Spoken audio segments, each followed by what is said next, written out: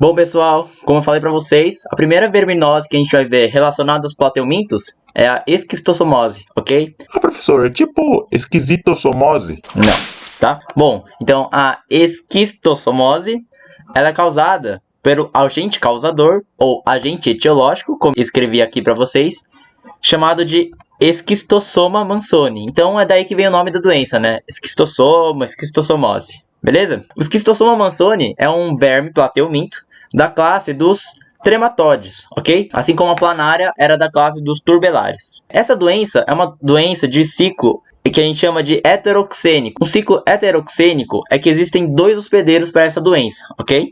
Então, existem dois hospedeiros, ou seja, hospedeiro é aquele ser que abriga esse verme parasita, ok? E esse hospedeiro pode ser de dois tipos. Pode ser o definitivo e o intermediário. Nesse caso, o hospedeiro intermediário dessa doença é o caramujo. Mas não qualquer caramujo. É o caramujo do gênero Bionfalaria, ok? Um planorbídeo. É um caramujo que tem uma concha plana. E por que o caramujo ele é definido como hospedeiro intermediário? Bom, e esse conceito de hospedeiro intermediário e definitivo, a gente vai usar de agora e daqui para frente, ok? Então, o hospedeiro intermediário é onde abriga a fase larval daquele verme, ou agente causador da doença em questão. Então, é no caramujo que existe a fase larval desse verme, beleza? Que a gente vai ver nos próximos slides o ciclo de vida certinho desse verme, tá?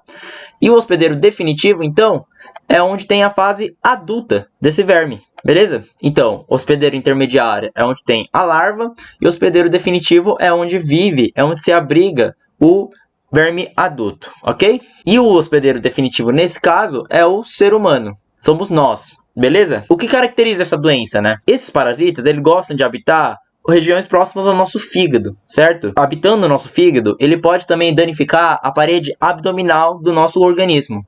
E danificando essa parede abdominal, ele pode infeccionar e fazer com que ele se libere líquido intersticial, tá? E esse líquido provoca, uma coisa que a gente chama de hepatomegalia, que é o inchamento da região do fígado, tá? Então ele provoca inchamento dessas regiões próximas ao abdômen, à barriga, ok? Por isso que a esquistossomose também possui um nome popular chamado de barriga da água, ok? E essa doença é seríssima. Ela é uma doença causada por vermes que mais matam no mundo, beleza? Então ela é bem séria. Okay? E um sintoma característico é justamente esse inchaço na região da barriga. Por isso que a gente chama de, popularmente, barriga da água, ok? Um nome clínico mais correto para a barriga da água seria ascite, beleza? Com relação à reprodução desses vermes, então, eles são seres dioicos, ou seja, lembrando, dioicos são seres que possuem sexos separados, ok? Então, existe um organismo macho e um organismo fêmea. Ele possui desenvolvimento indireto, ou seja, existe uma fase larval para o esquistossoma, beleza? Bom, então vamos ver a carinha, né, desse esquistossoma. Ele tem essa carinha aqui, bem feinha, né? Então vamos analisar algumas estruturas dele. Ele possui uma boca, e nessa boca ele possui uma ventosa oral, ok? E essa ventosa que permite a fixação desse verme no fígado, ok? E é lá que ele mora. Então, ele possui duas ventosas, né? Uma ventosa na boca e uma ventosa aqui, certo? Para fixar ainda melhor o verme no nosso fígado. Então, como vocês podem ver, existe o que a gente chama na biologia de dimorfismo sexual. O que é isso, professor? Dimorfismo sexual é quando existe uma distinção clara, física e macroscópica de que a gente pode ver entre o macho e a fêmea, ok?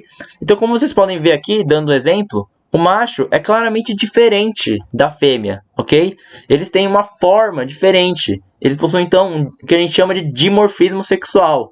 Eles possuem formas diferentes, eles possuem estruturas, morfologias diferentes devido ao sexo, ok? Então, como vocês podem ver aqui, o macho, ele é bem maior, na verdade, do que a fêmea, certo?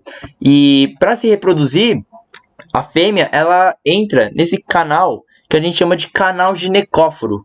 Ela entra por esse canal e dentro do macho existe uma espécie de suco, uma espécie de buraco lá dentro, que a fêmea ela consegue se permear lá dentro e se reproduzir, certo? Então são seres que se reproduzem praticamente a vida toda, eles ficam se reproduzindo muito tempo aí da vida deles, ok? E por fim, vamos falar então do ciclo de vida desse organismo, ok? Esse ciclo de vida a gente já tinha visto em algumas protozooses, lembra? Que é um ciclo de vida que a gente chama de oral fecal, ok? E por que eu gosto de falar que esse tipo de ciclo é um ciclo de vida oral fecal? Porque esse tipo de ciclo normalmente possui um formato característico, certo? O objetivo é basicamente entrar em contato com as fezes contaminadas e a partir disso a gente ser infectado, ok? Bom, vou explicar para vocês o ciclo da esquistossomose, uma doença que cai muito, mas muito no vestibular, então vamos lá. Bom, eles começam aqui. Vamos começar com o verme no nosso fígado ali, se reproduzindo com a fêmea dentro do macho, certo? E ele está ali no nosso fígado, certo? Dali eles vão realizar a reprodução sexuada, certo? E eles vão gerar ovos. Esses ovos, eles partem do fígado, eles possuem uma série de espinhozinho. Esse espinhozinho, ele permite que ele fure a parede do fígado e fure a parede dos capilares sanguíneos, chegando até então os vasos sanguíneos e até o intestino, certo? Então ele chega até o intestino. Desse intestino, ele então é eliminado junto com as fezes, certo? Então os ovos são eliminados junto com as fezes. Se a região não possuir um saneamento básico decente, essas fezes podem acabar caindo em águas que não deveriam cair, certo? Em águas de rio, em águas de lagoas, ok? Então elas caem nessas lagoas, nesses rios, e então esse ovo eclode, gerando larvas, que a gente chama de miracídios, ok? São larvas ciliadas. Essas larvas, então, elas têm até 24 horas para encontrar o hospedeiro intermediário dela. Que vocês lembram qual era? Era o caramujo planorbídeo do gênero Bionfalaria, ok? Então eles têm até 24 horas para encontrar esse caramujo e eles vão lá, ali nadar e tentar encontrar esse caramujo. Se esse rio, se essa lagoa possuir esse caramujo e essas larvas encontrarem o caramujo, elas vão penetrar nesse caramujo e lá eles vão se reproduzir lá dentro do caramujo e tal. Ela vai sair como uma segunda forma, na forma que a gente chama de forma cercária, ok? E vocês podem ver que essa forma cercária, ela possui então esses rabinhos, né? Uma espécie de flagelo que bate e permite uma natação ativa, ok? Para procurar o próximo hospedeiro, que é justamente nós, seres humanos. Então tá lá, imagine que você tem uma lagoa e lá nessa lagoa tá cheio de cercária. Se eu, você ou qualquer pessoa se banhar nessa lagoa que tá cheio de cercária, essas cercárias elas vão penetrar ativamente pela sua pele e vão entrar em você, entrando no nosso organismo e crescendo, né? E se instalando no fígado e aí recomeça o ciclo todo de novo. Beleza? Então, lembrando, como é que a gente pode pegar essa doença? É entrando nessas lagoas que a gente chama popularmente de lagoas de coceira. Por que coceira? Porque lembra que eu falei para vocês que a larva cercária, ela penetra no organismo a partir de um mecanismo de penetração ativa pela pele cutânea. Então, essa penetração pela pele cutânea, ela, no momento que ela acontece, ela provoca uma irritação, uma espécie de coceira. Você começa a se coçar todo por onde essa larva entrou, ok? Então é um sintoma imediato, entre aspas, característico dessa doença. Se você entrar numa lagoa e coçar, é porque, se tivesse o caramujo do gênero Bionfalaria, você provavelmente contraiu essa doença da esquistossomose, ok? Bom, e falando agora da prevenção ou da profilaxia, ok? Que são a mesma coisa. Como é que a gente pode evitar a doença? E para isso a gente pensa nesse ciclo da doença, que é fácil, né? É como eu sempre falo, a prevenção ou a profilaxia é uma consequência desse ciclo de vida. Então vamos pensar em formas de a gente evitar esse ciclo da doença e assim evitar essa doença.